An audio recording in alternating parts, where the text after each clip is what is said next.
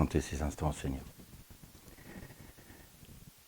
Seigneur éternel, nous voulons nous placer devant toi, Seigneur, et nous mettre à genoux devant toi, pour recevoir de toi la parole que tu veux nous donner ce matin, Seigneur. Nous voulons être à l'écoute, nous voulons entendre ta voix, entendre ta parole, afin que par ta grâce nous puissions nous y conformer.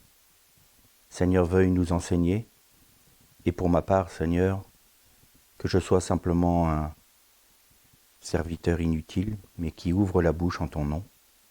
Seigneur, je suis conscient de cette responsabilité, et je te demande, Seigneur, de parler toi-même, afin que nous soyons tous édifiés par ta parole, et que nous puissions recevoir la nourriture qui nous est nécessaire pour l'aujourd'hui de nos vies.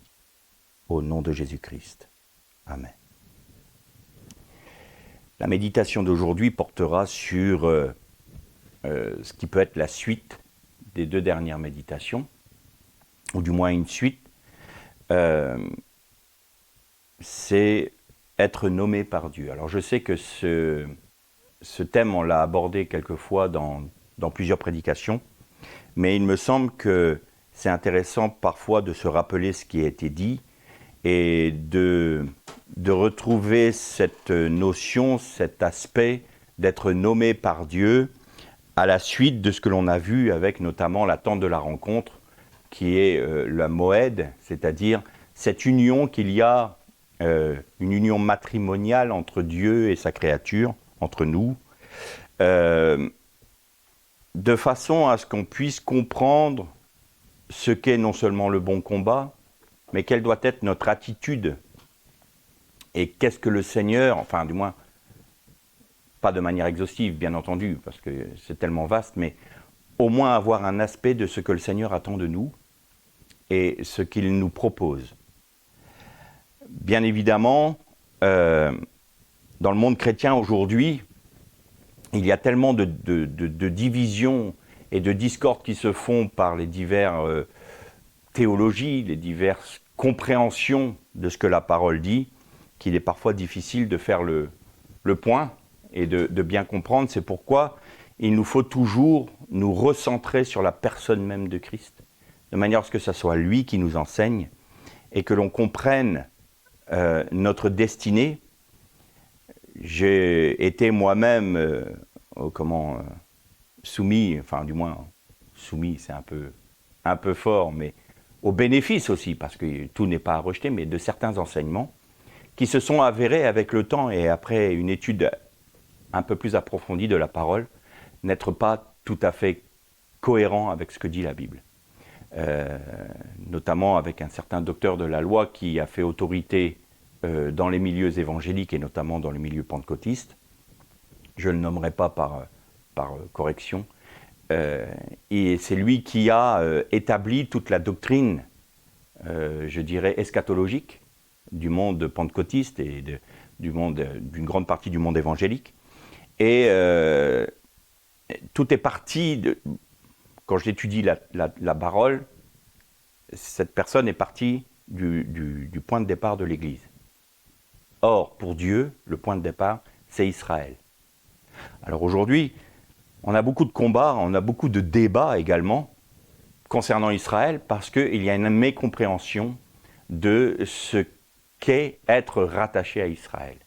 Dernièrement, j'entendais une personne qui disait à une autre la théologie qui me paraît la plus cohérente, c'est celle du remplacement, c'est-à-dire de la substitution, parce que je ne me vois pas m'associer à l'Israël politique, entre guillemets, d'aujourd'hui. Et donc c'est là où la confusion se fait, c'est que l'Israël dont il est question n'est pas encore l'Israël politique, entre guillemets, que Dieu veut.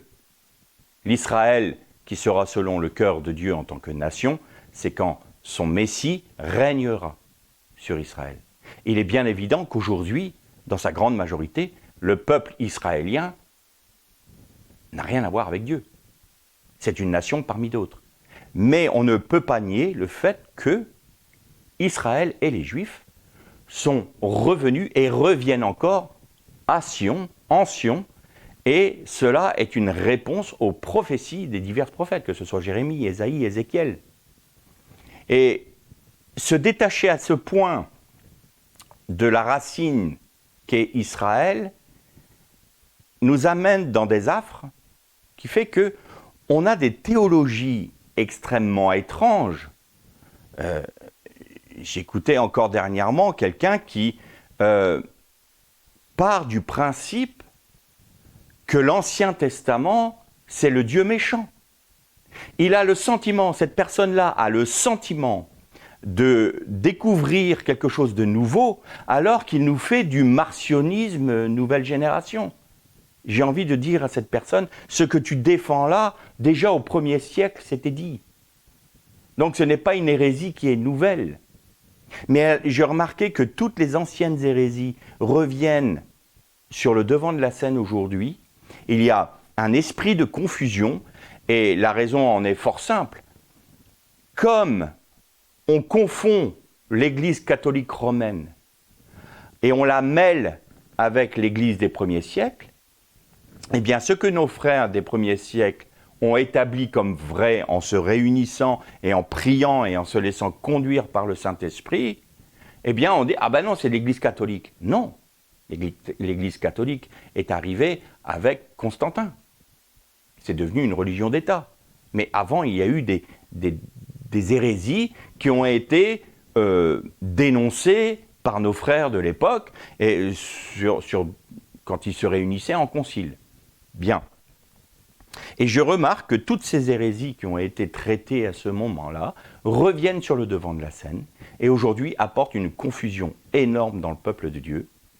Et alors, pour être bien précis, quand je parle d'être rattaché à Israël, Israël d'aujourd'hui, parce que je comprends que les membres des nations qui ne sont pas de la généalogie de manière génétique à Abraham puissent se sentir quelque part mis de côté, oubliés dans cet Israël-là. Mais Israël, le vrai Israël d'aujourd'hui qui est selon la foi en la promesse et non selon le sang, nous dit l'apôtre Paul, c'est parce qu'il y a dans l'Israël génétique des personnes qui ont reconnu leur Messie et qui ont compris que ce qu'on appelle aujourd'hui le christianisme n'est autre que l'accomplissement du judaïsme en la personne de Jésus-Christ, et les personnes des nations qui ne sont pas génétiquement israéliens ou du moins juifs, ou du moins hébreux, eh bien sont rattachés en Jésus-Christ à cet Israël-là qui vit non pas selon leur gène, mais selon la promesse qui a été faite à Abraham, « Je ferai de toi une nation, une postérité, sortira de toi des rois, je te ferai ton nom grand ». Toutes ces promesses-là sont rattachées à ces personnes-là. Et donc, nous trouvons notre place non pas hors d'Israël, mais au sein même d'Israël. Et ça, c'est quelque chose qui est mécompris aujourd'hui. Et alors, à partir du moment, ce qui est assez surprenant, aujourd'hui, si vous dénoncez une théologie, si vous dénoncez quelque chose qui est contre la parole de Dieu, je donne un exemple tout bête, la doctrine de la prospérité. Je n'ai jamais vu Jésus nous dire si vous me suivez, vous serez ultra riche. Non. J'ai entendu Jésus dire vous êtes dans le monde, vous aurez des tribulations, vous souffrirez, mais je vous donnerai ma grâce. Ça, oui, mais pas le reste. Il y a d'autres choses plus aberrantes les unes que les autres, et quand on dénonce ces choses, on nous accuse de manquer d'amour et d'être dans le jugement. On ne juge pas des personnes, on juge des pensées, on juge des esprits qui sont derrière ces théologies. Mais bizarrement, si on dit qu'on est rattaché à Israël et qu'on parle des Juifs, là tout d'un coup, nous sommes plus aimés de cet amour mielleux dont je parle souvent, plein de sucre qui colle au doigt et qui n'est pas selon le cœur de Dieu. Et donc là, tout d'un coup, on a beaucoup moins d'amour envers nous parce qu'on ose dire qu'on nous sommes rattachés en Jésus-Christ aux promesses d'Israël et nous sommes liés à Israël dans ce moment-là.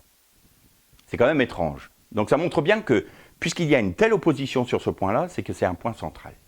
Autrement, l'ennemi ne ferait pas cas du tout du fait qu'on soit rattaché à Israël ou pas. Si Israël n'avait pas d'importance, il n'y aurait pas autant de luttes et de combats contre ce peuple. Il n'y a aucune raison. C'est quand même étrange que toutes les nations du monde entier se liguent contre Israël et les chrétiens qui sont conduits par l'Esprit de Dieu ne comprennent pas cette opposition des nations contre Israël est bien justement une lutte spirituelle. Alors, je suis d'autant plus embêté quand je vois que nos frères chrétiens sont dans cette même attitude que le monde. Et ça me pose un sérieux problème. Parce que moi aussi, j'ai baigné dans cette théologie où Israël était mis de côté, puis c'était nous qui avions raison, et il fallait qu'Israël nous rejoigne en tant qu'Église, et que l'Église était centrale. L'Église est parce qu'il y a des Juifs qui ont reconnu le Messie, et l'Église primitive était entièrement juive, et exclusivement juive. Et ils ont ouvert leurs portes aux nations. Il suffit de relire Acte 15, et c'est exactement ce qui s'est passé. Et quand on lit l'épître de Paul aux Romains, chapitre 11, on constate une chose, l'Église, les nations ont oublié une chose, l'Église des nations a oublié une chose que Paul avait demandé pourtant. Et là, il n'y a pas d'obéissance, mais ça ne pose aucun problème. Il est dit, il faut que pour un temps, ceux qui étaient les enfants de la promesse, c'est-à-dire les Juifs, soient, je paraphrase, je ne dis pas les paroles justes, mais il faut qu'ils soient mis au rang de rebelles comme nous, de manière à avoir part à la même grâce en Jésus-Christ que nous. Donc Dieu a été juste là. Le peuple qui a été choisi pour apporter la lumière de la Torah dans le monde, eh bien il a été fait lui-même rebelle par son incrédulité, de manière à être au bénéfice à la même grâce que nous en Jésus-Christ, sur la base de la foi, et non plus sur la base des observances de la loi mosaïque. Très bien. Mais Paul avait dit aussi, vous les nations, ne regardez pas avec condescendance ce peuple qui a été mis rebelle, parce que c'est parce qu'ils sont rebelles à Dieu que vous pouvez vous rattacher à Israël et aux promesses d'Israël. Et ne les regardez pas avec un peu un air hautain en disant « Oh, ben vous avez été rejetés parce que vous avez désobéi, vous avez vu. » Mais j'ai envie de dire, l'Église aujourd'hui est la plus grande désobéissante qui soit. À ceci, tous reconnaîtront que vous êtes mes disciples, à l'amour que vous aurez les uns pour les autres. C'est ce que l'Église chrétienne montre au monde? Je ne crois pas. Donc nous sommes désobéissants. Donc si Israël est rejeté comme nous le pensons dans nos milieux chrétiens qui rejettent Israël, eh bien à ce moment-là, nous devons être aussi rejetés. C'est aussi simple que ça. Donc là, on a un sérieux problème. Qu'est-ce que Dieu veut pour que nous soyons unis? Christ n'est pas un Christ universel comme je l'ai entendu de la bouche d'un pasteur. Ce n'est pas vrai. Christ est juif. Il est né dans le peuple d'Israël. Il est né en tant que juif. Il a respecté tout ce que Moïse avait prescrit, mais il l'a amené à un niveau supérieur parce que c'est lui, celui qui devait venir dont avait parlé Moïse. Vous avez entendu dire, mais moi je vous dis.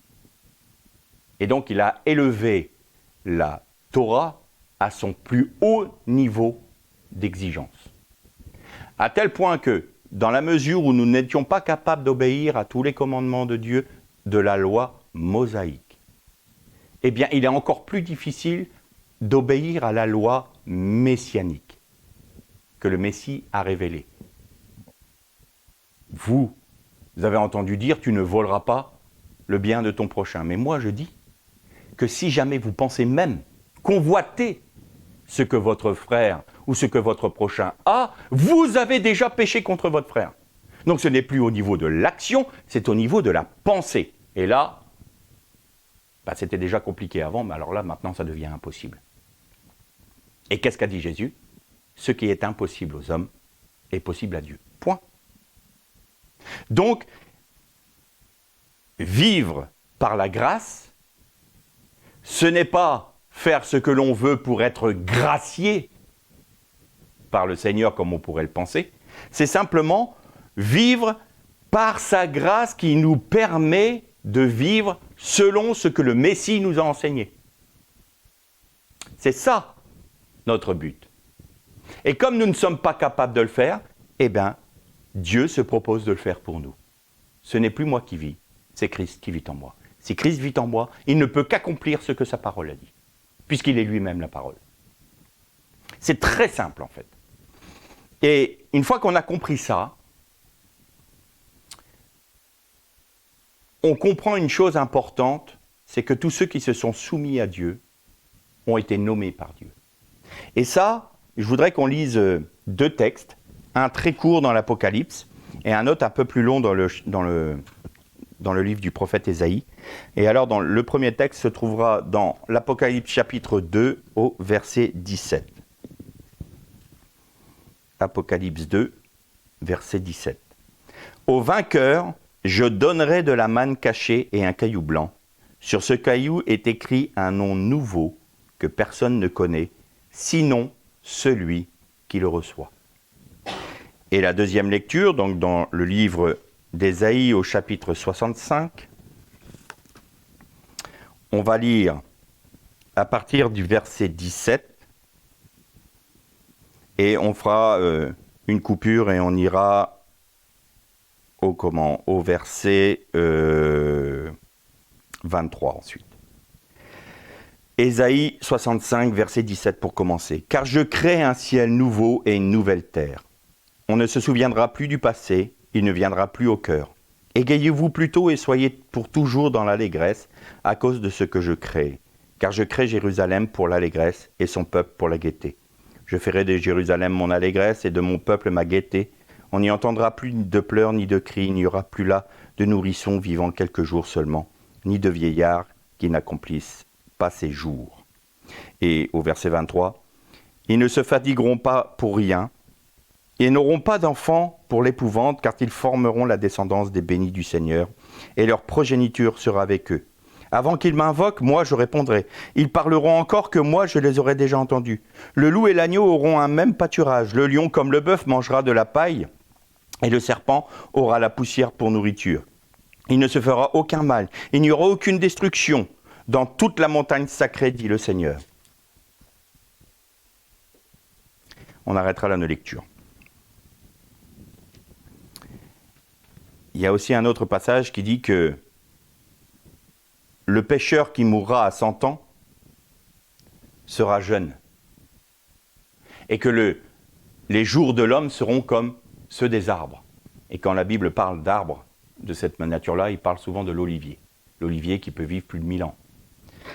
Alors, il y a beaucoup d'interprétations sur ce texte, parce qu'au tout début de ce passage, il est écrit « Voici, je fais des nouveaux cieux et une nouvelle terre ». Donc, on part du principe que ce temps-là, c'est le temps des nouveaux cieux de la nouvelle terre, c'est-à-dire le moment où toute la dispensation d'aujourd'hui aura disparu. Et donc, on vient défendre le fait qu'il n'y a pas de millénium. Puisque là, vous voyez, c'est après le jugement dernier. Voici, quand vous prenez l'Apocalypse, voici, je vis des nouveaux cieux et une nouvelle terre. Et là, on voit bien que le temps qui a été donné aux hommes est terminé, que la terre va être dissoute dans le feu, que le ciel va être roulé comme un livre, et puis qu'il y aura un nouveau ciel et une nouvelle terre, le jugement dernier aura eu lieu, ceux qui sont perdus seront pour l'éternité perdus, et le dragon ancien sera jeté dans les temps de feu, le faux prophète, bon. Mais il y a un problème dans le texte d'Ésaïe, c'est qu'il a dit que celui qui mourra, à 100 ans, mourra jeune. Que celui qui est pécheur et qui va mourir à 100 ans, ça sera en fait le fait de son péché. Mais que le jour des hommes seront comme l'arbre, c'est-à-dire on va retrouver à ce moment-là ce qui était au commencement, c'est-à-dire Adam qui vivait 900 et quelques années, les autres, les patriarches, vivaient plus de 900 ans. Mais si on part du principe que ce texte d'Ésaïe fait référence à l'après les nouveaux cieux et les nouvelles terres, Ça veut dire que nous sommes confrontés au problème du fait que la mort elle-même est engloutie dans les temps de feu. Et que le dernier ennemi vaincu par Jésus, c'est la mort. Mais si des gens meurent, c'est que ce n'est pas ce temps où les cieux et la terre sont refaits. En fait, ce texte-là nous dit, voici, je crée des nouveaux cieux et nouvelles terres. C'est dans le principe de création. Je vais faire toutes choses nouvelles. Mais il va y avoir un temps de 1000 ans dont nous parle l'Apocalypse, parce que là aussi on nous dit, oui mais le millénium n'est pas dans la Bible. Bon, je veux bien qu'on coupe les cheveux en 40 000, mais le règne pendant 1000 ans, que ce soit millénium ou règne de 1000 ans, pardon, mais on peut jouer sur la sémantique, mais c'est la même chose en fait. Et donc pendant ce temps-là, l'agneau, le lion, le loup mangeront de la paille, du fourrage. Il est même dit que le nourrisson pourra mettre la main sur le nid de l'aspi, et ça, on retrouve ça dans l'Apocalypse. Donc, qui fait référence à ce texte d'Ésaïe. Et c'est pour cette raison que nous aurons un nom nouveau. C'est pendant ce temps-là, ce temps du règne messianique, qui aura lieu sur la terre. Alors, si on dit, comme certains, ce qu'on appelle les post-millénaristes, qui considèrent que le millénium a déjà eu lieu, il y a un gros écueil sur cette théologie, c'est que, si c'est arrivé, c'est que le lion et l'agneau ont mangé de la paille déjà. Que les armes de guerre ont été transformées en instruments agricoles. Que la paix a régné. Or, excusez-moi, je n'ai pas vu ça arriver encore. Donc, de penser que la parousie, c'est-à-dire la seconde venue du Messie, sera le jugement dernier, fait abstraction des prophéties d'Ésaïe et de ce que l'Apocalypse nous dit. Donc là, il y a un problème. On voit bien que quand Jésus va revenir, pour la parousie, il va poser ses pieds sur le mont des Oliviers, il va régner sur Israël. Et là, c'est là que ce que nous dit Paul dans son épître aux Romains, au chapitre 11, « Et tout Israël sera sauvé ». C'est à ce moment-là que les Juifs vont reconnaître leur Messie et toute la nation d'Israël se tournera vers le Messie et sera sauvée. Mais avec eux, tous ceux d'Éphraïm. Mais Éphraïm, ce n'est pas simplement le fils de Joseph. C'est tous ceux qui auront été rattachés, qui auront accepté le sacrifice de Jésus, qui auront accepté le Seigneur Jésus comme leur sauveur et leur Seigneur. Et ça, c'est important. Parce qu'on peut très bien reconnaître Jésus comme notre sauveur, mais est-ce qu'il est notre Seigneur? C'est-à-dire, est-ce qu'il règne dans notre vie? Est-ce que nous nous laissons nommer par lui? Est-ce que nous nous laissons connaître par lui? Et c'est ça l'important. Aujourd'hui, Jésus est connu justement sous le nom de Yeshua, Dieu sauve. Pourquoi? Parce que dans le temps de la grâce dans lequel nous sommes, dans cette dispensation-là, c'est le nom que porte Jésus. Pourquoi? Parce que le nom correspond non seulement à la personne, mais à son rôle qu'il a à accomplir sur la terre. Je prenais dernièrement, pendant le cours Zoom, l'exemple de Abraham et Sarai, qui est devenue Sarah. Il y a été rajouté la lettre de l'esprit, la lettre « Hé ». Et c'est au moment où ils ont reçu entre guillemets, cet esprit, qu'ils ont été nommés par Dieu, qu'ils ont obéi à Dieu, qu'ils se sont laissés connaître par Dieu, qu'ils ont laissé Dieu conduire toutes choses dans leur vie et avoir tout abandonné à Dieu. Eh bien, là, ils ont eu la marque de l'esprit. Et la marque de l'esprit a engendré la postérité. Avant, Sarah était stérile. À partir du moment où elle a porté la marque de Dieu sur elle, et que son époux également, alors il y a eu du fruit. Et on sait que Yitzhak est typologiquement l'image du Messie, et que Rivka est typologiquement l'image de l'épouse du Christ. Yaakov, le talonneur, ou celui qui est roublard, devient Israël. Il devient Israël à quel moment? Au moment où il a combattu avec l'ange de l'Éternel et où l'ange de l'Éternel lui a frappé sur la partie la plus dure de son anatomie, qui est le tendon de la hanche. Et le tendon de la hanche, c'est la partie la plus dure de son moi qui a été frappée. Et parce qu'il est devenu boiteux et qu'il était obligé de s'appuyer sur son bâton, qui n'est autre que le maté, mais dans l'hébreu, il y a un jeu de mots, maté peut devenir émet. Émet, c'est la vérité. Donc pour marcher, il est obligé de s'appuyer sur la vérité. Qui est la vérité? Je suis le chemin, la vérité et la vie. Nul ne vient au Père que par moi. C'est Jésus-Christ. Donc à partir du moment où Yaakov, le talonneur, Yaakov, le roublard, a été obligé de s'appuyer sur la vérité pour pouvoir marcher, il est devenu Israël. Et chose étonnante, l'ange de l'Éternel lui dit, puisque tu as vaincu. Mais l'ange de l'Éternel n'a rien du tout. Et Yaakov t'a été frappé. C'est toi qui boites. C'est toi qui as été vaincu dans la bataille. Mais tu as été vainqueur. Plutôt, j'ai dit vaincu peut-être au début. Non, tu as été vainqueur. Tu as lutté contre l'Éternel et tu as été vainqueur. Et pourtant, il boite. Mais tu es vainqueur parce que tu m'as gagné. Tu es vainqueur parce que tu t'es appuyé sur moi. Tu es vainqueur parce que maintenant tu ne peux plus marcher sans moi. Alors tu n'es plus Yaakov, le roublard, le talonneur, celui qui essaye de truander son prochain, ou son frère même. Tu es celui qui s'appuie sur le bâton de la vérité. Tu es Israël. L'Église devrait être ça. L'Église, dans son nom grec « ecclésia », est formée de deux mots. « Ek », ça veut dire « vient de »,« par »,« sur »,« avec »,« nommé ». Ça, c'est « kaléo ». Donc « ek »,« kaléo », c'est littéralement « vient de », être appelé, être nommé. « Kaléo ». Et l'Église, qui doit être l'épouse dans une marche normale chrétienne, devrait être celle qui se laisse nommer. Mais le fait est que de nombreuses théologies, qui sont plus des théologies humaines, ont pris le pas sur la vérité.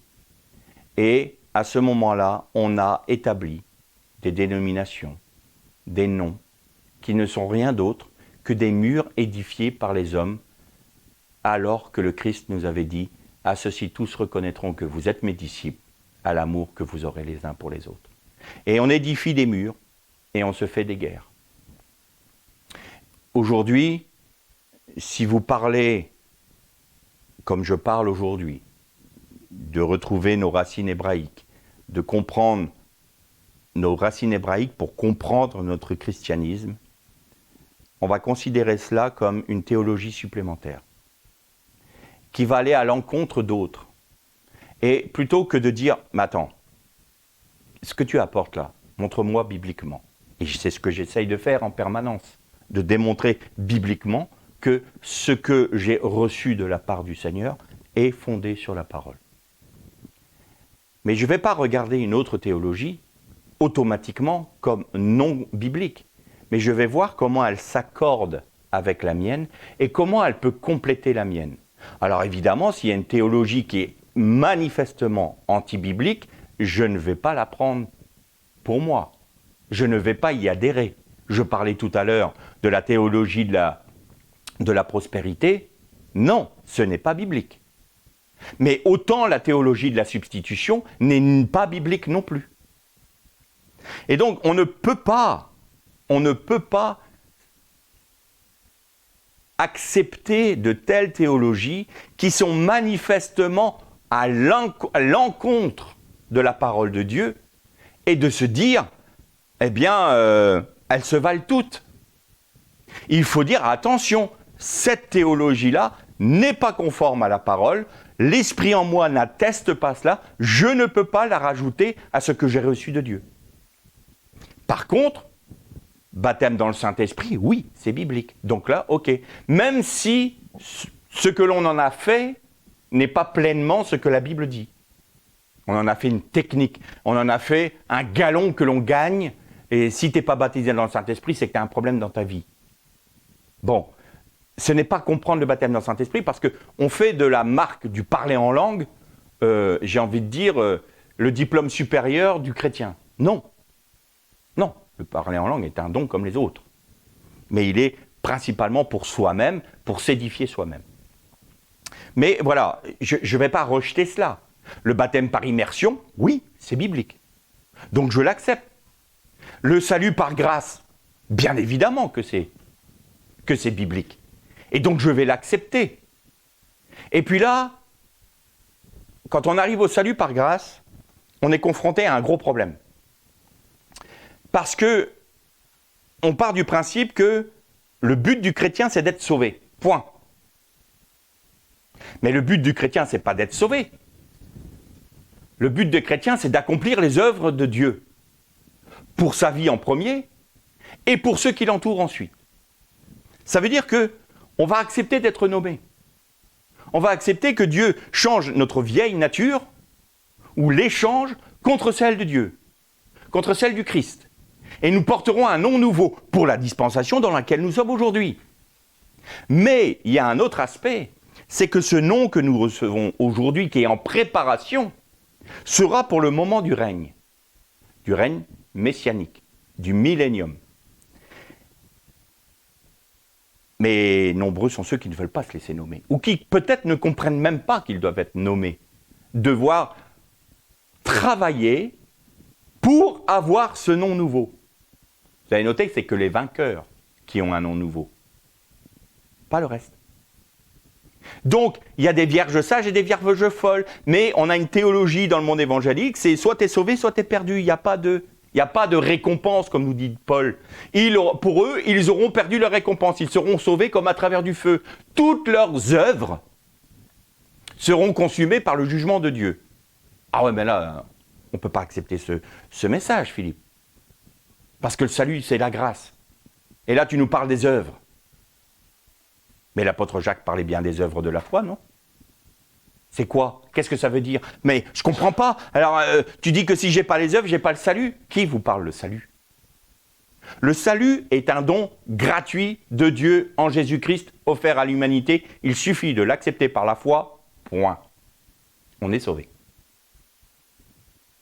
Mais ça ne veut pas dire que les œuvres que nous produisons soient des œuvres dignes du royaume de Dieu. Même si nous sommes sauvés. Alors, une fois sauvés, il nous faut nous attacher à obéir à ce que le Seigneur nous demande. Et de se laisser conduire, diriger par lui. Et ça veut dire que l'on accepte la discipline du Saint-Esprit dans notre vie pour que lui-même puisse faire croître et se manifester la vie du Messie en nous. En fait, les œuvres de la foi, c'est « je crois que je suis sauvé ». Je suis sauvé. Mais je crois aussi que je peux vivre selon la parole de Dieu, par la grâce de Dieu en Jésus-Christ, si c'est Dieu qui l'accomplit en moi pour moi. Et tant que je laisse Christ vivre en moi, je me laisse nommer par lui. Je suis à l'inverse des gens de Babel qui disaient « Faisons-nous un nom, nous refusons l'autorité de Dieu sur nos vies, nous voulons être nos propres dieux ». Et aujourd'hui, un scientifique français qui est complètement obnubilé par l'intelligence artificielle, par l'homme augmenté et tout ce que vous voulez, et il se dit lui-même futurologue. Et j'entendais, c'est un frère qui m'envoyait une vidéo de cet homme-là, où il disait « Oh, ben il y a eu plusieurs dieux dans l'humanité, il y a eu les panthéistes, il y a eu les dieux romains, les dieux grecs, il y a eu les dieux du livre, hein, donc il y a eu les chrétiens, les juifs. Et... Bah, maintenant, c'est nous, Dieu. C'est Homo Deus, l'homme-dieu. Nous sommes nos propres dieux par la technologie. Ça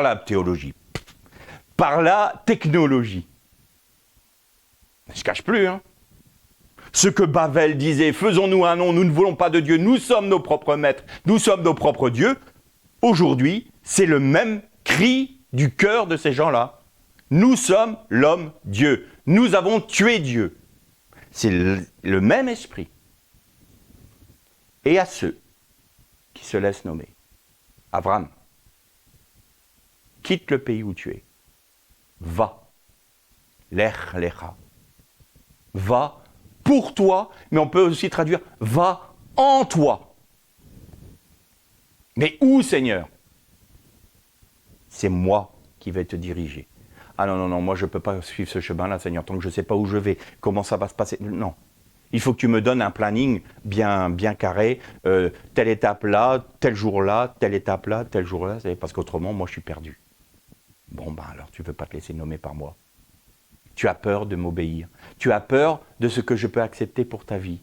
Tu ne m'aimes pas assez pour me faire confiance, pour que je conduise ta vie, même si tu vas dans un endroit que tu ne connais pas. Alors tu es sauvé. Mais tu n'as pas confiance en Dieu. Et là, vous commencez à comprendre que quand Jésus a dit « Le Fils de l'homme, quand il reviendra, trouvera-t-il la foi ?» Ce n'est pas la foi dans le salut. C'est dans la foi dans son amour. Dans la foi dans le fait qu'il peut nous conduire en nous abandonnant totalement à lui. Parce que là où j'ai longtemps cru que cette même chose, que le salut c'était le seul but du monde et de l'humanité, je n'ai pas compris qu'on était sur terre pour accomplir les œuvres du Maître. Et alors, évidemment, se découle de ça, le seul œuvre que nous avons à faire une fois que nous sommes sauvés, c'est de sauver d'autres. Mais ça ne s'arrête pas là.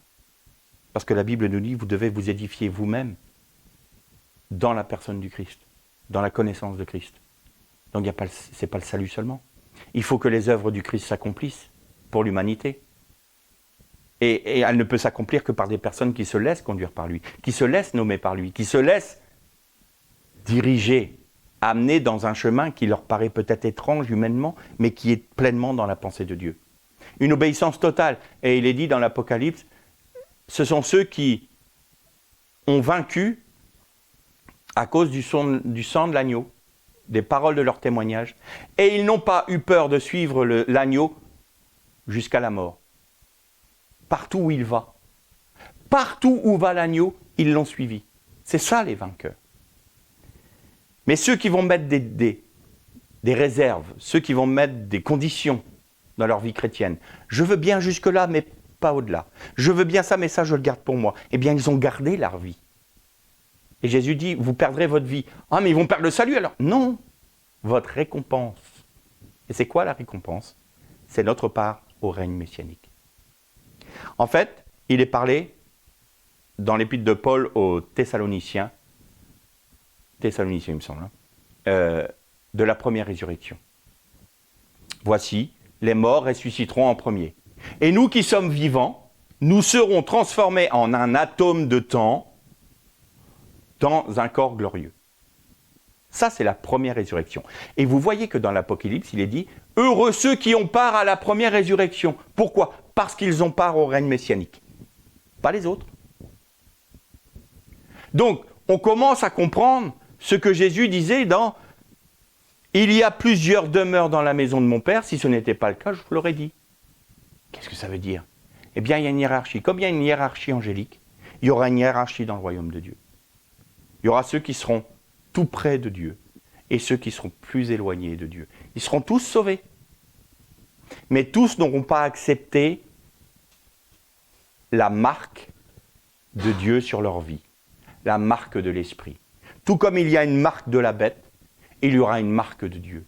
Il y a une marque de Dieu. Et la marque de Dieu, c'est ceux qui, sans condition, obéissent pleinement à la parole de Dieu, non pas parce qu'ils sont meilleurs ou parce qu'ils sont capables plus que les autres, mais parce qu'ils ont laissé Christ vivre en eux et manifester sa vie en eux, par la puissance du Saint-Esprit. C'est simplement ça. Être nommé par Dieu, ça veut dire être uni à lui. Ça veut dire accepter d'être son épouse. Ça veut dire accepter que le voile qui est en nous, le voile de notre chair, soit déchiré, de manière à ce que nous soyons unis au cœur de Dieu, par la vie du Messie en nous. En fait, le jour du jugement, quand les livres vont être ouverts, c'est-à-dire qu'au terme de ce millénium, de ce règne de 1000 ans, je fais juste une petite digression. Vous avez noté que pendant ce règne de 1000 ans, Satan sera lié dans l'abîme. Et c'est notre frère Jean-Marc Taubois qui disait une chose tout à fait vraie.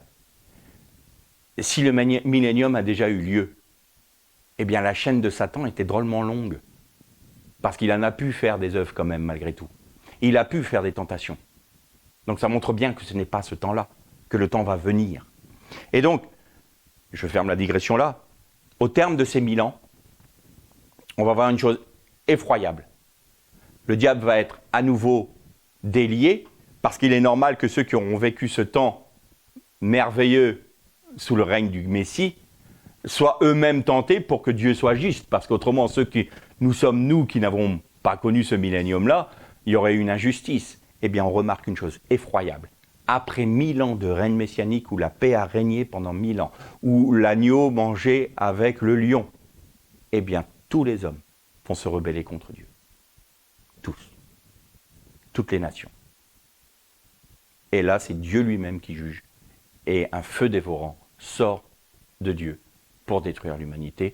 Et c'est là que cette terre-ci sera consumée par le feu, que le ciel que l'on connaît sera roulé comme un livre, et que Dieu créera des nouveaux cieux et nouvelles terres. Et là, on revient au texte d'Ésaïe. Voici, je fais toutes choses nouvelles. C'est-à-dire que le dernier ennemi ayant été vaincu par le Messie, la mort, le serpent, Satan, la bête, le faux prophète et la mort, et tous ceux qui les auront suivis seront jetés dans les temps de feu, c'est-à-dire seront sous le jugement de Dieu pour l'éternité. Le feu, c'est toujours le jugement de Dieu. C'est-à-dire qu'ils seront toujours soumis au jugement de Dieu. Et il n'y aura pas de rémission possible. Ça sera une vie complètement étriquée, rabougrie, sans amour, sans affection, sans la marque de Dieu qui maintient quand même malgré tout notre humanité qui est dirigée par des hommes et des femmes, parce qu'il ne faut pas oublier, on veut être féministe, mais les femmes ne sont pas toujours plus tendres, qui sont soumis à Satan. Et il y a quand même cette marque de Dieu qui présente l'amour. Là, ça ne sera plus le cas. Ça sera une vie toujours sous le jugement de Dieu. C'est ça la souffrance, de voir qu'on a été créé pour une chose et que nous ne pourrons plus jamais l'atteindre. Et puis, il y a ceux qui vont être résidents dans les nouveaux cieux et la nouvelle terre. Et vous avez vu que dans les nouveaux cieux et la nouvelle terre, il y a la nouvelle Jérusalem. Il n'y a plus de temple. Il n'y a plus de temple dans la nouvelle Jérusalem. Parce que l'Éternel est le temple. C'est-à-dire que Dieu va venir personnellement sur ces nouveaux cieux et nouvelles terres. Et il y a ceux qui seront résidents de la nouvelle Jérusalem. Ce que j'appelle les vainqueurs. Je ferai d'eux une colonne dans le temple de mon Dieu. Ils auront le nom de la nouvelle Jérusalem. Ils auront le nom de mon Dieu. Ils auront mon nom nouveau. Ils auront un nom nouveau. Tout nous parle de la nouvelle Jérusalem. Et la nouvelle Jérusalem, c'est quoi? C'est l'épouse. L'épouse, celle qui s'est laissée connaître par son époux, celle qui s'est laissée nommer par son époux. On porte le nom de notre Seigneur. Tout comme une femme va porter le nom de son mari. Vous aurez un nom nouveau. Vous aurez le caillou de l'élection. Vous aurez la manne cachée. La seule manne cachée, c'est celle qui est dans l'arche d'alliance. C'est-à-dire que vous êtes dans la nourriture, c'est le cœur même de Jésus-Christ. Et là, Christ aura un nom nouveau. Pourquoi? Parce que ça sera une autre dispensation. Ça ne sera plus Dieu sauve. Ça sera le Dieu règne. Ça sera, je ne sais pas son nom. C'est après. Mais nous aussi, nous aurons un nom nouveau. Dans le millénium, notre nom, celui que nous sommes, nous, aujourd'hui, en train de nous forger, va déterminer notre position dans le règne de Dieu. D'abord dans le règne messianique, c'est-à-dire que la Bible nous dit à l'un sera donné une ville, à l'autre 10, à l'autre 5, à l'autre 20. Il y aura, comme les 12 disciples, les 12 apôtres, vont être les 12 princes d'Israël. Eux, on sait, alors on ne connaît pas leur nom, mais on sait leur rôle. Eh bien, nous aurons un nom nouveau et un rôle qui est lié à ce nom, pour être dans ce règne messianique. Et ça nous donnera la position dans les nouveaux cieux et la nouvelle terre. C'est la raison pour laquelle, même si nous sommes sauvés, nous pouvons très bien être sauvés comme à travers du feu, c'est-à-dire que le jugement de Dieu, nos œuvres, ce que nous aurons laissé s'accomplir par Jésus-Christ en nous, détermineront ce que nous sommes. Alors voulons-nous nous laisser nommer par Dieu? Au jugement dernier, je disais tout à l'heure, ce n'est pas le fait que nous ayons fait beaucoup de choses sur terre. mais c'est la mesure de Christ en nous que Dieu jugera. Combien y a-t-il de mon fils en toi? Comment l'as-tu laissé grandir en toi? Comment l'as-tu laissé agir en toi? Comment l'as-tu laissé agir à travers toi? Et s'il n'y a rien, s'il y a juste le salut, tu es sauvé. Mais tout ce que tu as fait n'a pas de valeur à mes yeux parce que n'est pas fondé sur la vie de mon fils.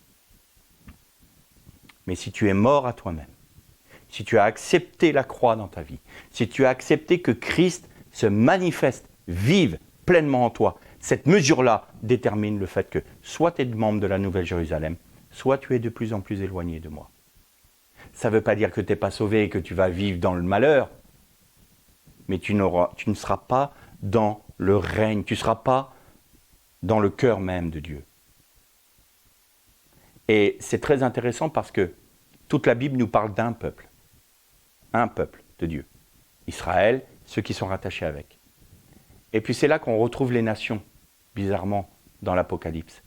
Parce qu'il est dit à un moment, c'est chapitre 21 ou 22, je crois, c'est pas « ils seront mon peuple », ils seront mes peuples. C'est un pluriel. Et donc on voit bien qu'il y aura aussi là une hiérarchie. Mais une hiérarchie qui sera dirigée par Dieu. Ça sera fini les guerres, ça sera fini les discordes. Mais notre récompense se détermine aujourd'hui. Aujourd'hui, être nommé, c'est bâtir la Nouvelle Jérusalem. Au fur et à mesure que nous bâtissons avec des pierres, de l'or, de l'argent, nous bâtissons sur la base de la personne de Christ. Et on retrouve ça dans Néhémie. Quand ils sont venus réparer les murailles de Jérusalem pour rebâtir le temple, et il est dit, et chacun rebâtissait la muraille devant sa maison. Ça veut dire que chacun construit la nouvelle Jérusalem devant lui, pour lui. Alors est-ce que nous le bâtissons avec de la paille, du chaume et du feu et du foin qui va brûler par le jugement de Dieu? Parce que quand Dieu va regarder nos œuvres, tout ce qui est humain va être consumé. Mais tout ce qui vient du Christ sera gardé. Aujourd'hui, notre foi et les œuvres que produit notre foi en laissant Christ agir en nous et se manifester en nous et vivre en nous, bâtit la Nouvelle Jérusalem. Soit nous sommes membres de l'épouse, soit nous ne le serons pas. Soit nous serons avec des pierres précieuses, de l'or et de l'argent, soit nous serons avec du bois, du chaume et du foin, et tout sera consumé. Le salut, c'est un don gratuit. Le règne, c'est laisser Christ régner en nous et être nommé par lui. L'ère des Shalom.